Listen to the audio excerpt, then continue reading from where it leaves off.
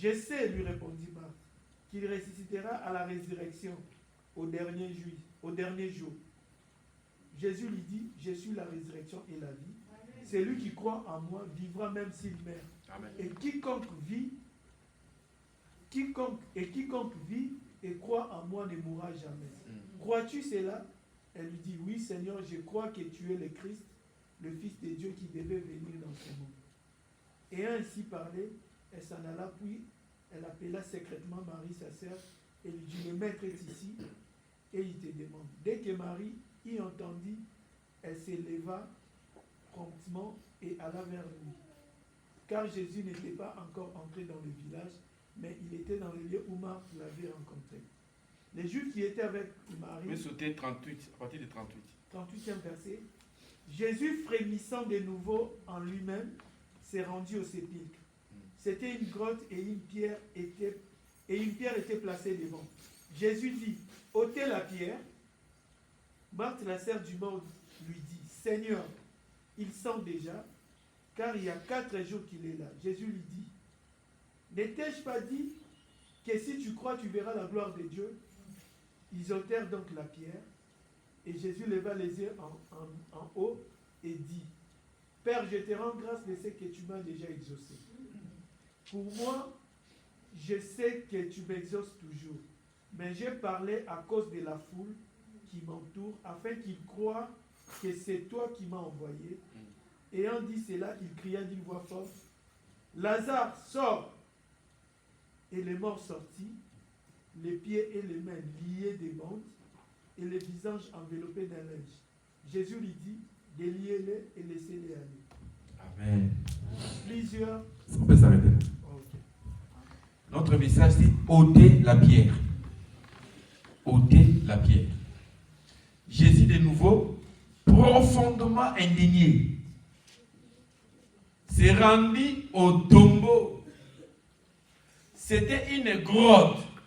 Comme j'avais dit le dimanche passé, l'ensevelissement, à cette époque, on mettait les gens dans la cave, comme un caveau. On mettait une grosse pierre. Une grotte. Donc la pierre était vraiment la certitude que la personne est partie. La personne ne pourra jamais sortir. Jésus, de nouveau, profondément indigné, s'est rendu au tombeau. C'était une grotte. Une pierre fermait l'entrée. Vous savez, il y a une différence entre quelqu'un qui a piqué une crise, réanimé, il revient à la vie, et celui qui est décédé. C'est différent. Quand on parle des décès ici de Lazare, donc il y a vraiment l'acte de décès. Je ne sais pas s'il y avait le médecin à l'époque. Donc ils ont confirmé vraiment les décès. Donc le médecin est décédé, c'est fini pour lui. Il a été enterré. Et quand on parle de la résurrection, donc la personne est décédée, non seulement décédée, la personne est enterrée, donc c'est fini. Et la Bible dit, ils ont mis une pierre devant pour certifier la mort. Donc certainement, Lazare est décédé. On a lu auparavant que Jésus-Christ ne venait pas, Jésus-Christ est tardé. On entendait Christ, mais Christ ne venait pas toujours. Christ disait que mon ami Lazare n'est pas mort. Il dort. Quand vous lisez bien la parole, vous allez voir, la Bible dit, ceux qui sont morts en Christ ne meurent jamais. Ils se reposent afin que leurs œuvres les suivent. Parce que celui qui nous croyons, à qui nous croyons, il est la vie. Jésus-Christ est la résurrection et la vie. Donc celui qui est mort en Christ ne meurt pas. Il se repose afin que leurs œuvres les suivent. Et nous devons savoir aussi que notre Dieu est un avocat. Notre avantage en tant que chrétien, que nous avons un juge qui est aussi avocat. Souvenez-vous, vous allez dans un procès, votre avocat, il est aussi juge. Qui peut t'arrêter? personne ne pourra nous arrêter. Personne ne pourra nous empêcher parce que notre Jésus-Christ, il est non seulement notre avocat, c'est lui aussi le juge. Vous savez, si vous avez un avocat, même dans le monde comme ça, si vous avez un avocat qui a étudié avec les juges, qui a ton dossier, vous voyez que vous serez un peu privilégié. Ton avocat, il a étudié avec les juges qui a ton dossier. Si vous allez par exemple dans l'OFPRA, en tant que demandeur d'asile, c'est lui qui prend ton dossier à l'OFPRA et ton avocat, ils ont des relations, ils ont étudié ensemble. Tu ne vois pas que ton dossier a déjà 50% de chances. Maintenant, notre Dieu, il est notre juge, c'est lui aussi notre avocat. Il est notre avocat auprès du Père. La Bible a dit, il s'approcha, il était profondément dans la douleur. Parce que son ami Lazare, il dort. Pendant que Jésus-Christ dit, mon ami il dort, le monde confesse la mort. Un chrétien ne peut pas avoir un même langage avec le monde. Quand le monde dit c'est fini, un chrétien dit ce n'est pas encore fini, ça commence.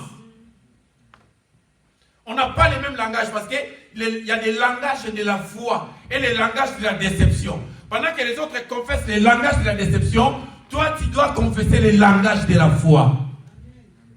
Jésus-Christ dit, il n'est pas mort. Mon ami, il dort. Je vais le réveiller.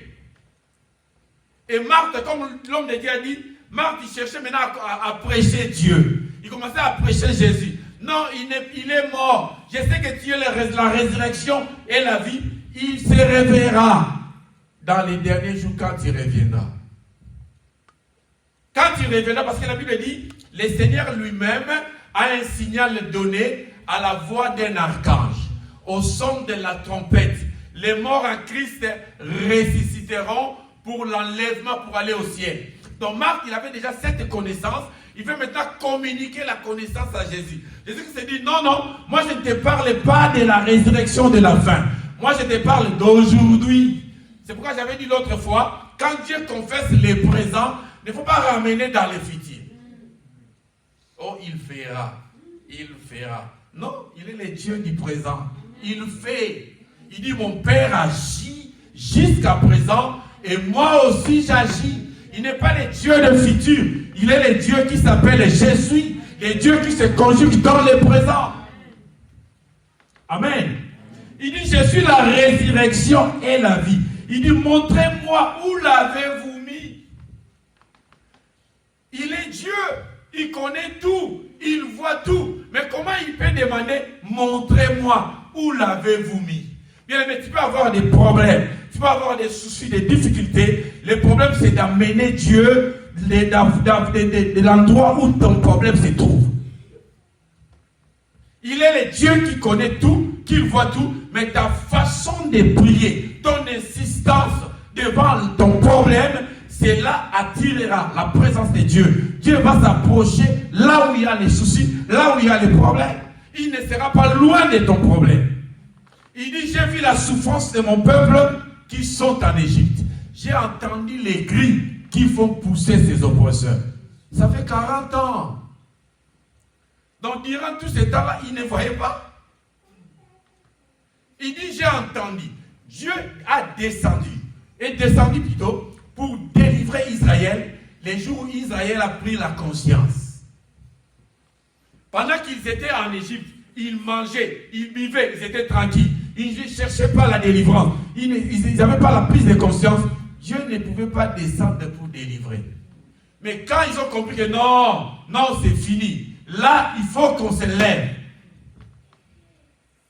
Et Israël, il avait un calendrier physique. Et dans les calendriers d'Israël, il savait que nos ancêtres avaient dit que nous allons partir en captivité. Et 400 ans après, nous serons délivrés. Ils ont regardé dans les calendriers prophétiques. Ils ont compris que non, mais c'est les 400 ans. C'est déjà prêt, c'est déjà arrivé. Selon la prophétie de Daniel. Selon ce que Daniel a prophétisé, il est temps. Et pendant qu'ils ont compris qu'il est déjà temps, ils ont commencé maintenant à crier. à demander la délivrance. Bien, mais dans le langage de la foi, quand tu vis par la foi, avec le Saint-Esprit, tu sauras les moments où ta délivrance est proche. Si tu n'es pas dans la distraction, tu comprendras que non, ça c'est le moment de ma délivrance. Ça c'est le moment de la visitation. C'est pourquoi un enfant de Dieu doit être entouré de gens qui vont l'aider, les gens qui vont te booster vers ta délivrance, vers la solution de ton problème. C'est pourquoi j'avais dit l'autre fois, un enfant de Dieu qui est lequel le Saint-Esprit doit avoir les amis de la destinée. Parce que chacun de nous a un destin. Chacun de nous a une destinée. Les jours où tu t'approches vers l'éclosion de ta destinée, le moment où tu t'approches vers l'accomplissement de la bénédiction de ta destinée, tu dois être entouré des hommes et des femmes qui vont t'aider à te rapprocher pour la conclusion, à te rapprocher pour saisir ta bénédiction. Mais si tu es entouré avec les hommes de distraction, tu peux passer à côté de ta bénédiction. Alléluia. Mais ce qui est très important ici, Marie et Marthe, ils étaient bien entourés. Quand Christ s'est approché devant les trous, il s'est approché devant les tombeaux, Christ n'a pas dit Lazare sort. Non. Il fallait que Marie et Marthe soient bien entourés avec les gens qui devraient les aider à lever la pierre. Aussi longtemps que la pierre était là, Lazare ne pouvait plus sortir. Est-ce que Jésus-Christ était incapable de dire Lazare sort? Lazare il sort directement, il touche les pierres, il casse la pierre, il sort. Est-ce qu'il était incapable? Non. Mais Dieu a besoin de la responsabilité de l'homme. Pour ta délivrance, Dieu a besoin que toi tu commences. Tu fais un pas et Dieu va faire 2 pas, 3 pas pour se rapprocher de toi pour que ta délivrance soit effective. Marie et Marthe, ils n'avaient pas la force de rouler la pierre. Mais ils étaient obligés d'avoir un entourage qui va les aider à rouler la pierre. Quand on dit la pierre, ce n'était pas une pierre simple à rouler. Si vous lisez la résurrection de Jésus, vous allez comprendre que Jésus-Christ a été enterré dans une cave. On a roulé aussi la pierre. Et une personne normale ne pouvait jamais enlever cette pierre. Et non seulement ils avaient mis une pierre, il y avait des geôliers, il y avait des soldats qui gardaient. Bien aimé, pour ta délivrance, tu dois rentrer en profondeur. Ce n'est pas des prières micro-ondes. Vous savez, il y a des prières micro-ondes. Tu chauffes vite fait pour manger. Ah Seigneur, alléluia, amen, tu dors. Non. Pour vivre la délivrance de ta vie, il faut quitter la phase des prières micro-ondes, prières de 2 minutes de vite fait. Tu chauffes, tu manges. Il faut rentrer en profondeur. Parce qu'il y a des geôliers qui empêchent ta délivrance. Il y a des geôliers, vous savez, dans nos familles, ils ont prononcé des paroles. Ils ont prononcé des choses, ils ont fait des alliances. Les alliances, là, ça reste, ça persiste. Pour que les geôliers quittent la porte là où il y a ta délivrance, il faut rentrer vraiment en profondeur. Il faut prier sérieusement. C'est pourquoi la Bible dit, invoque-moi, je te répondrai. Ce n'est pas des prières vite fait. C'est des prières d'invocation qui amènent la délivrance. Donc Marie et Marthe, ils étaient bien entourés. Quand Christ s'est approché devant les tombeaux, il dit, ôtez la pierre, roulez la pierre. Et les hommes qui étaient là, qui accompagnaient Marie, ils n'étaient pas là seulement pour pleurer, mais ils étaient là aussi pour accompagner en toutes choses.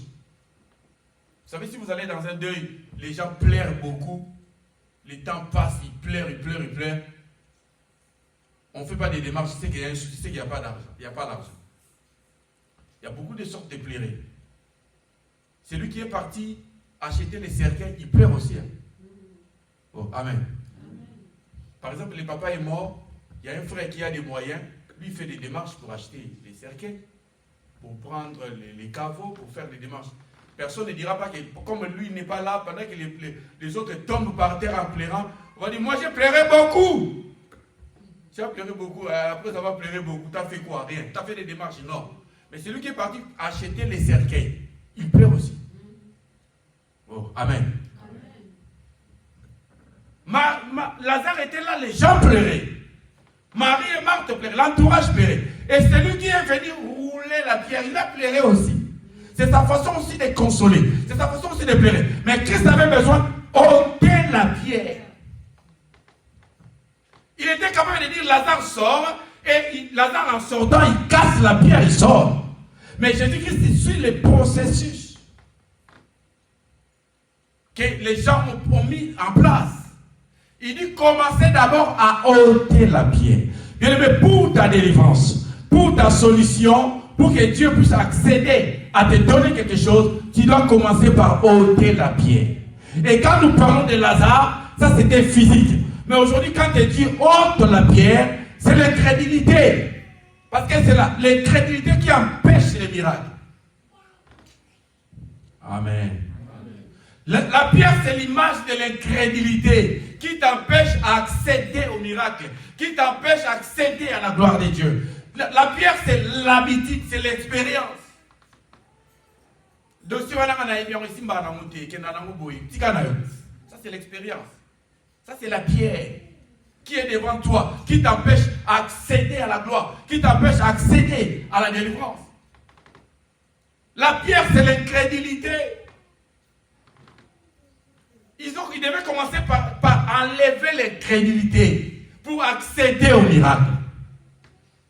Bien aimé, tu n'es pas un monsieur tout le monde, tu n'es pas une femme comme tout le monde. Tu es exceptionnel parce que tu as le Saint-Esprit. Il ne faut pas marcher selon les vents du monde. Il ne faut pas marcher selon les habitudes du monde. Quand tu es fixe à quelque chose, quand tu fixes un objectif, tu as la foi, tu écoutes Dieu par rapport à la foi, tu n'écoutes pas ton entourage. Il dit commencer à ôter l'incrédulité, à ôter la pierre. Quand ils ont roulé la pierre, maintenant Jésus-Christ s'est approché. Et non seulement il s'est approché comme ça, regarde les serres de la mort. Les serres du mort, de celui qui était mort. Là, on n'appelle pas Lazare, Lazare. Les serres du mort. Lazare n'avait plus d'identité. Parce qu'il n'avait pas le souffle de vie.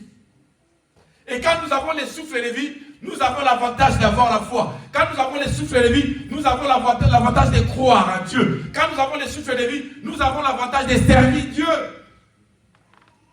La Bible dit, nul est le maître de son souffle pour pouvoir les retenir. Et celui qui est le maître des souffles, c'est notre Dieu. Quand nous avons le souffle, nous avons la valeur. C'est pourquoi quand quelqu'un est décédé, on ne dit pas qu'il vient. On ne dit pas ça. On ne confesse pas il, on confesse comme une chose. Parce qu'il n'a pas de souffle. Lazare est devenu une chose. Quand quelqu'un est décédé, on dit souvent Ebembe, Essi et Yé. On ne dit pas Aïe. Des fois, on ne tire pas attention. On dit Aïe. On ne dit pas Aïe, on me dit Eyé. Ebembe, Essi et Yé. Ça devient une chose. Lazare est devenu une chose. On l'appelle Lazare mort. Il était devenu un cadavre. Il n'avait plus d'importance. Même ses sœurs disaient que non, Seigneur, c'est pas la peine. Il sent déjà. Il sent mauvais. Seigneur, laisse tomber. On veut prêcher Dieu. On veut montrer à Jésus que ce n'est pas la peine. Or, Jésus-Christ, il est Dieu, il est souverain. Lui qui est capable de faire quelque chose. Mais la personne qui a besoin de solutions, la personne qui a besoin de la délivrance, il dit, Seigneur, laisse tomber s'il va à peine. La Bible dit, Jésus s'approcha. Il n'a pas crié très fort, il n'a pas fait des gymnastiques. Il n'a pas fait des choses bizarres comme les gens. Les maquillons qu'on nous parle récemment à la télé, qu'il faut maquiller. On prend quelqu'un qui n'est pas malade, on ramène la personne qui pleurait, on lui donne $300, viens à l'église, on va dire que non, tu es cassé, tu as des pieds cassés, et quand on va prier, toi tu vas te mettre debout, comme toi tu es guéri. Non, ça ce n'est pas ça. Ce n'est pas des choses organisées. Parce que celui qui le fait, il est le maître. C'est lui-même la vie, c'est lui-même la résurrection. Il n'a pas besoin de fabriquer des miracles. Parce qu'il est l'auteur des miracles, il est la source des miracles, Jésus. Et il ne promet pas les miracles. On ne promet pas les miracles, on dit que je viendrai demain faire les miracles. Les miracles, ça vient instantané. Il n'a pas fabriqué quelque chose, il n'a pas forcé quelque chose. Il a dit, Lazare, sors. Et la Bible dit, l'heure vient, elle est déjà venue, où tous ceux qui sont dans les tombeaux entendront la voix du Fils de l'homme. Je connais un prédicateur, quand il prêche, quand il arrive dans ces versets, là où Jésus-Christ dit Lazare sort, lui il disait pas ça, lui dit, Jésus-Christ en parlant, il a dit Lazare, dis-moi. Amen. Oui, Lazare, Salamba, dis-moi. Il n'a même pas forcé. Et Lazare sort.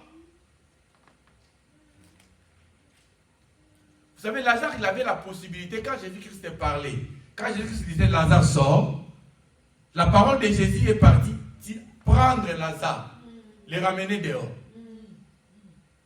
Est-ce que vous comprenez?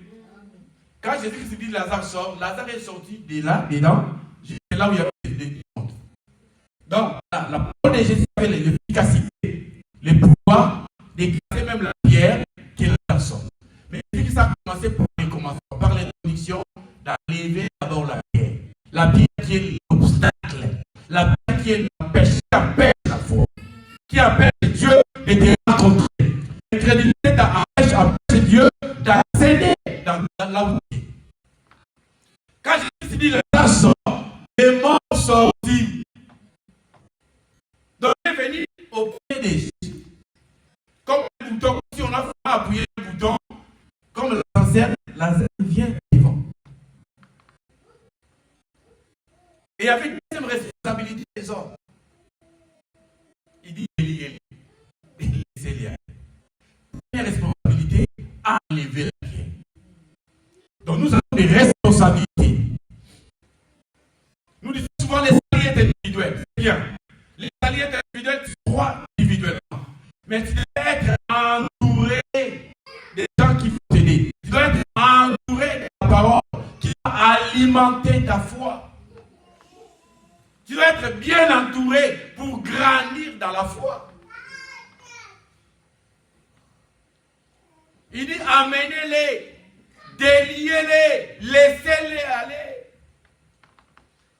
Il est sorti lié. Parce qu'à l'époque, quand on enterrait, les gens étaient enveloppés, liés avec des bandeaux, de la tête aux pieds, comme des draps. On enveloppait des draps.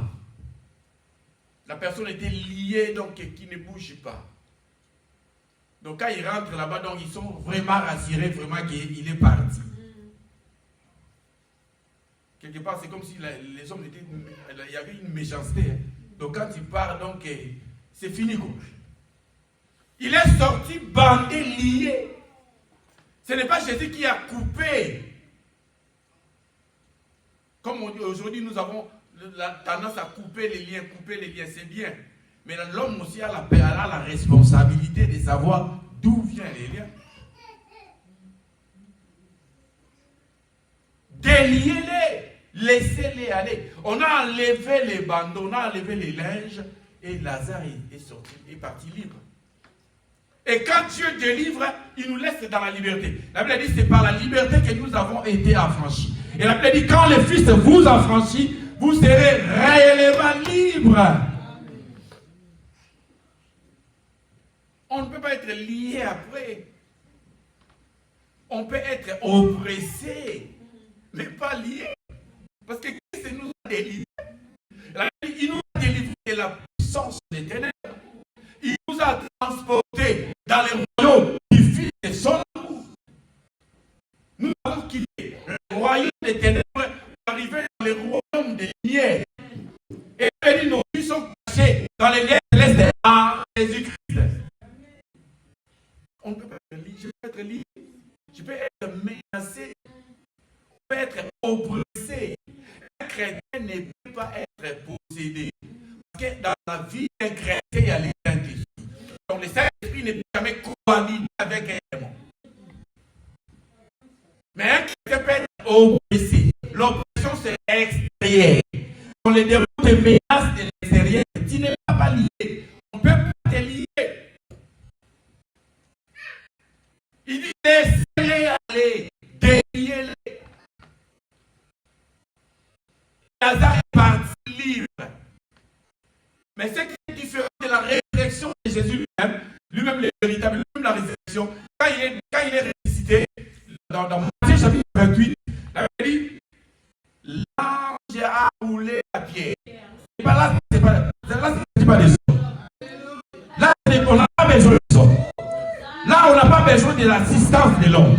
Il y a d'autres choses que Dieu fait. Il refuse même que toi tu participes. Il y a d'autres choses que Dieu fera dans ta vie. Il n'y aura même pas ta participation. Pour dire que non, ça c'était moi-même. Non, ça c'est la souveraineté de Dieu lui-même. La Bible dit, un ange est venu, il a roulé la pierre pendant la nuit.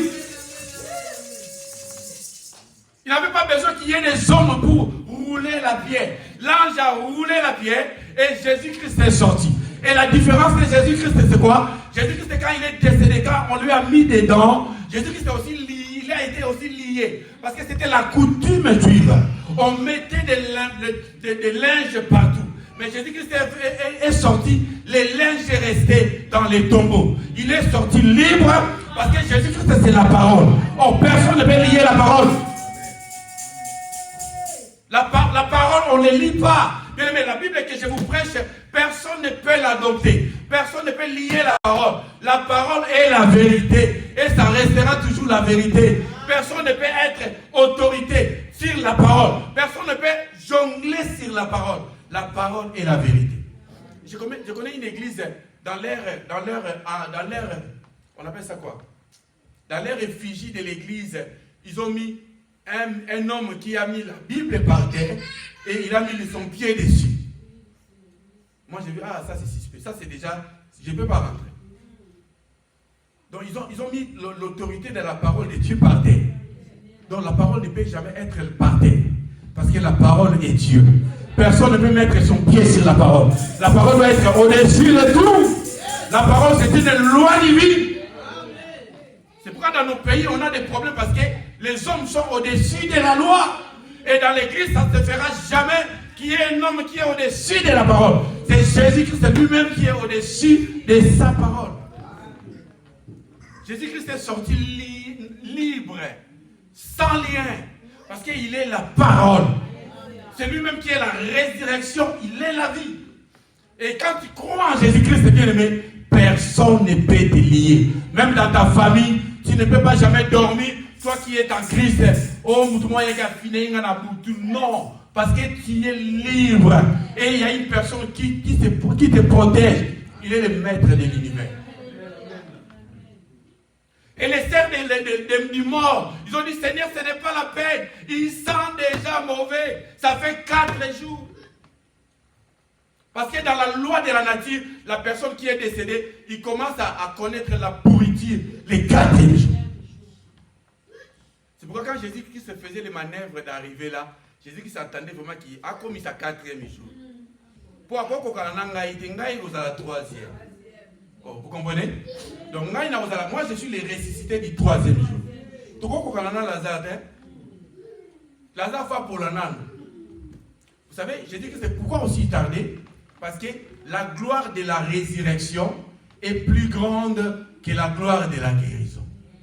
Vous savez, si Jésus-Christ venait pendant que Lazare était malade, il pouvait prier Lazare, il serait guéri. Et la renommée de Jésus ne sera pas répandue.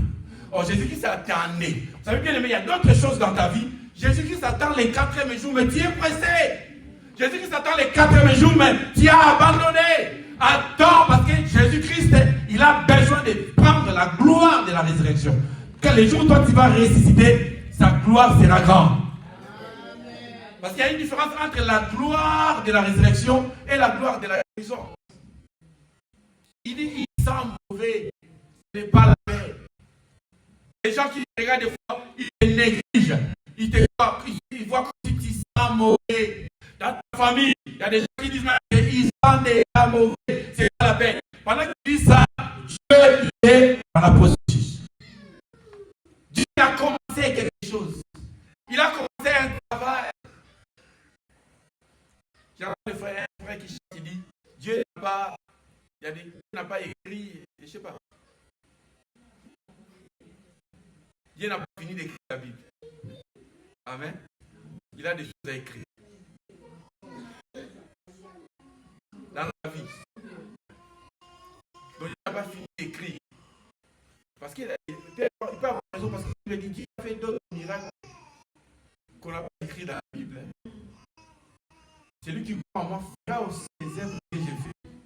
il en fera de plus grands.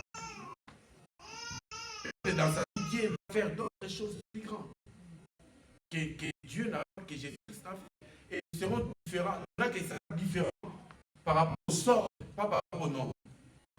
Amen. Par rapport aux sortes de miracles. Parce que Christ a déjà tout fait. Et le miracle qu'il fera dans ta vie, peut-être par rapport aux sortes de miracles que la Bible n'a pas dit. Donc il est le Dieu de la résurrection. Il dit, je suis la résurrection et la vie. Celui qui croit en moi vivra. Quand bien même il est mort.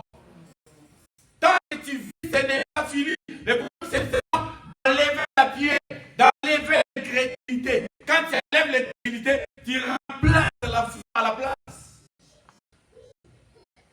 Beaucoup sont devenus incrédules, il a été déçu. Oh, j'étais dans une église, on m'a déçu, je n'ai pris. Non, celui qui a la foi, celui qui est appelé de Dieu, il ne priera toujours, il priera toujours.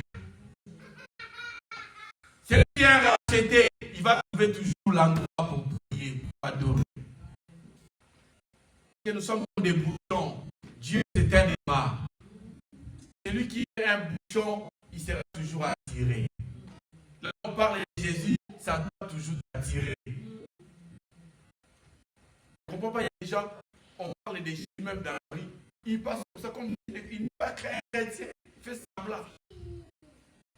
Moi, quand je vois quelqu'un prêcher même dans la rue, je dis Amen, frère. Amen. Bon. Amen. J'ai dit la gloire à dire Amen, frère. Même si dans les mains, quelqu'un qui prêche, moi, je dis Amen. Il y a les deux qui me regardent. Oh, pourquoi toi, tu t'appuies?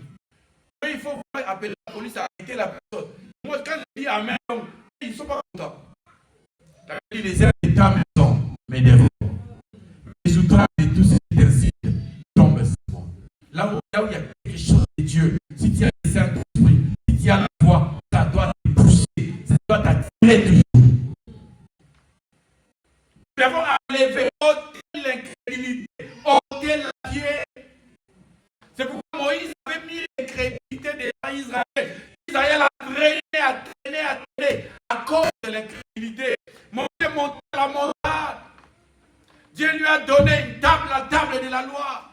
Moïse est descendu, il a vu le peuple qui adorait un veau, le veau d'or. Il a demandé à Aaron, mais pourquoi tu as laissé le peuple adorer le veau d'or? Dans l'idolâtrie, Dieu va se fâcher. Il dit, ce n'est pas moi, ce n'est pas ma faute, c'est le peuple, ils m'ont mis la pression. Un enfant de Dieu ne vit pas par rapport aux pressions. Tu vas dans une réunion de famille, on te met la pression, tu cèdes. Non, on ne cède pas. Je suis parti dans une fête, il y a une nièce qui a tenté. Il voulait tenter l'expérience. Il est venu, tonton, viens, on va danser. Oh. T'es normal. Tu crois que je vais céder? Oh non, tonton, mais c'est... Non. Il ne fallait même pas essayer. Maintenant, pendant qu'il est venu me chercher, tout le monde le regardait. Hein. Il est devenu maintenant ridicule. Parce qu'il fallait me prendre à la main, aller à la piste pour danser. Moi, j'ai dit non. Ça, je ne fais pas. Oh, tonton, les gens déjà me regardent, lève-toi quand même. Non! Je ne me lève pas. Je ne peux pas céder à ça. Parce que les gens de regard. Vous savez, nous avons une identité avec Christ. C'est pourquoi le fils prodigue, quand il est parti, la Bible a dit qu'il voulait même se nourrir les carouges que mangeaient les pourceaux. Mais personne ne lui en donnait. Personne ne lui en donnait pas. Pourquoi? Parce qu'il avait une identité qui ne correspond pas à l'endroit où il habitait. Mais nous sommes des enfants de Dieu. Nous avons l'Esprit de Dieu en nous. Même si je suis loin de la maison, mais je garde l'identité. Le fils prodigue, quand il a quitté la maison, il n'a pas changé l'identité. Il avait toujours le nom des familles. C'est pourquoi nous devons garder la relation avec Dieu. Non seulement la relation, mais la communion avec le Seigneur. Il voulait manger les carouges, mais personne ne lui en donnait parce que dans la maison, il n'y avait pas de carouges. Il y a un frère qui est parti dans la boîte de nuit, il voulait un peu se défouler. Il dit, bon, comme personne ne me voit ici, je vais un peu me défouler. Dans la boîte de nuit, nous ne sommes pas venus dans le monde pour se défouler. Et si on va libérer un tour de bâté, parce que le diable a le maillot, le diable est déjà. Il est parti dans une boîte de nuit. C'est comme pour rentrer. Il a dit, je veux me délever. Elle est vigile, un peu bien vigile. Vous avez les vigiles ivoiriens là, ils sont brutales. Dis-toi, tu rentres. Oh. Mais je suis bien habillé, jean interdit, je suis en pantalon pince, chemise normale, chaussures, parce que les baskets c'est interdit, jean c'est interdit. Donc il s'est bien préparé pour rentrer. Il est venu pantalon pince, chemise normale, chaussures, parce que basket c'est interdit. Mais les vigiles là, choisi tout le monde, il a dit, toi non. Oh, pourquoi moi non? Après il a compris, ce n'est pas l'endroit que Dieu voulait. Je ne pouvais jamais entrer manger les carottes. Il a été interpellé après. Parce que nous avons l'identité. Pour ôter la pierre, tu dois avoir une identité. Pour ôter la pierre, tu dois avoir la foi. Pour ôter la pierre, tu dois avoir le Saint-Esprit. C'est le Saint-Esprit qui va te donner la force. Quand tu es devant la pierre, quand tu es devant les difficultés, de parler devant la pierre et de ôter la pierre. C'est le Saint-Esprit qui te donne cette force. Ce n'est pas pour toi, ce n'est pas à toi d'avoir la force. C'est Dieu qui nous donne la force. La Bible dit, l'Éternel est ma force et le sujet de mes louanges. C'est lui qui m'a sauvé. C'est lui qui est notre force devant les épreuves, devant la pierre, devant les obstacles. Aaron, il a été séduit par le peuple. Il a cédé. Moïse a dit, il ne fallait pas céder. Toi, tu es un leader. Il ne fallait pas. Ils ont fait une marche en arrière. Démarche à zéro. Moïse, par la colère, il a pris la table de la loi, il l'a cassée. Par la colère, après il est remonté encore à la montagne vers l'Éternel. L'Éternel dit, comme tu l'as cassé, ramène-moi une pierre, des pierres. Il a ramené des pierres. Dieu devait écrire 5 sur les pierres, les commandements. Comme vous l'avez cassé, 10 plutôt, 10 commandements. Comme vous l'avez cassé, ramenez maintenant la pierre que vous-même vous l'avez taillée. Moi, je vais juste écrire. Maintenant, Dieu a écrit sur l'incrédulité. Amen. Il a écrit sur l'incrédulité d'Israël. C'est pourquoi Israël est devenu aveuglé. Il ne pouvait plus accéder au salut par l'incrédulité de son peuple.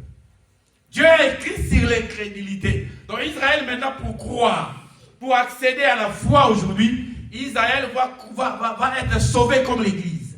L'Israël que nous voyons aujourd'hui là-bas, pour qu'ils soient sauvés, ils devront être sauvés comme l'Église.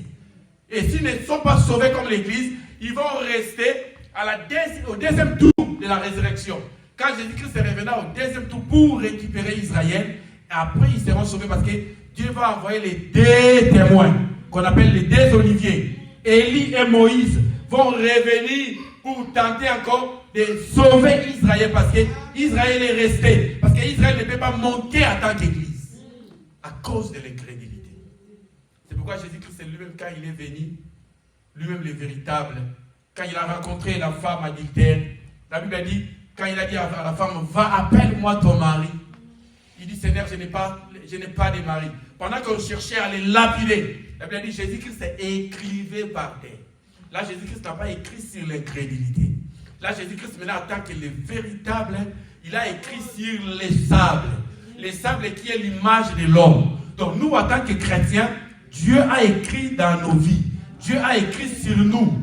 La Bible dit, nous sommes des lettres écrites que les hommes, quand ils nous voient, ils ont la possibilité de lire. Pour Israël, il a écrit sur l'incrédulité qui était la pierre. Mais sur nous, l'Église, Jésus-Christ a écrit sur les sables. La Bible dit, tu es poussière, par la poussière tu retourneras. Et l'homme est l'image de la terre. C'est pourquoi Jésus-Christ devait écrire sur la terre pour nous donner le salut, pour nous communiquer la foi. Bien aimé, tu dois ôter la pierre pour accéder à la foi. Tu dois ôter la pierre pour accéder au salut. La pierre peut être la famille. Ça peut être tes proches. Quelqu'un qui t'empêche d'accéder. Nous avons tous des destinées. Tu dois protéger ta destinée pour aller jusqu'au bout. J'avais dit l'autre jour, personne ne peut changer ta destinée. J'ai entendu un prédicateur qui prêchait, non, le diable, il va voler ta destinée. Non, personne ne peut voler. On peut les saboter, saccager, détruire, mais on ne les volera pas, ça reste toujours sur toi. La destinée, c'est comme un caddie. Tu rentres dans les supermarchés, tu charges les courses, tu charges les courses, tu charges les courses. Tu arrives dans un coin, tu ne vas pas à la caisse. Tu laisses les caddies pleins. Quand tu passes pas à la caisse, les caddies resteront là-bas. Et si un voleur rentre dans les supermarchés, il vole ton caddie avec des courses, il va sortir avec ça. Il faut qu'il passe à la caisse.